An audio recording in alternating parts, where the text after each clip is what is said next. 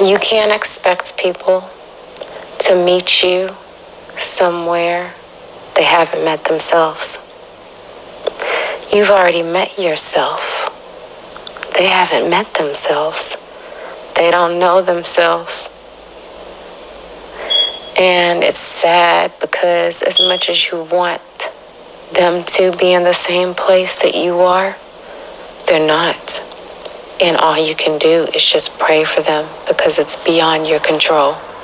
I spent a lot of my time, many years of my life, trying to help people because I too can see things before they happen. I was with a man for 5 years and I seen his death in premonitions. And I seen it happen 3 times within 2 years. And he too wouldn't listen to me. It wasn't until the end that he finally listened. In February of 2014, I had my last premonition. My eyes were open this time. Before, they happened in dreams, waking up in the middle of the night, crying, begging him, hiding his keys, never wanting him to take his motorcycle because I kept seeing him die on that motorcycle. After the vision in February of 2014, he came to me in April of 2014 and gave me a piece of paper. It was life insurance policy. And he told me to put it in my filing cabinet. The next month, we went on a cross-country trip from Virginia all the way to California and back. That was the last trip that we would ever go on together. A trip like that in the sense. In October of 2014, I ended up seeing him again. I had left him in September of 2014 because he put a gun to my head. But I seen him in October and we went to a party. And then I went back home with him because Thanksgiving was coming up and my daughter was living with him still so she could graduate high school. So I went back to stay with him to spend that time with them. I ended up in the hospital having a mental breakdown after an argument with him.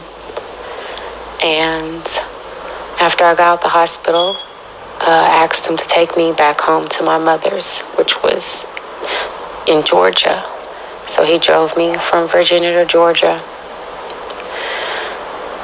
And I hugged him, and that was the last time that I hugged him because a week later I got a call at 4 o'clock in the rising. And it was one of his club brothers. He was in a motorcycle club. We both were. I was part of the club too. But one of his club brothers called me and told me that he died in a motorcycle accident just 5 minutes ago. So you see, as much as I tried to help him, I couldn't. I tried to save him, and I was going through my awakening when it was happening, and I've been called crazy by my family, and nobody believes me, and even my family have seen me for,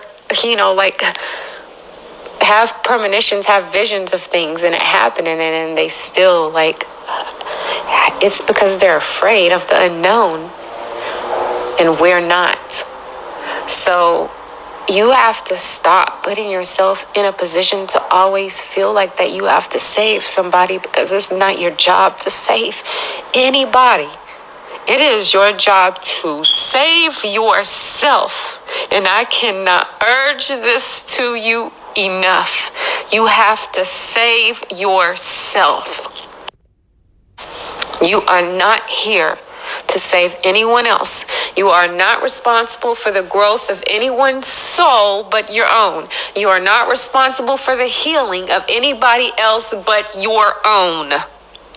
That is how you help contribute and raise the vibration of this planet, by focusing on yourself, worrying about yourself, healing yourself, saving yourself. self, God, generator, operator, destroyer of your own self, God, God.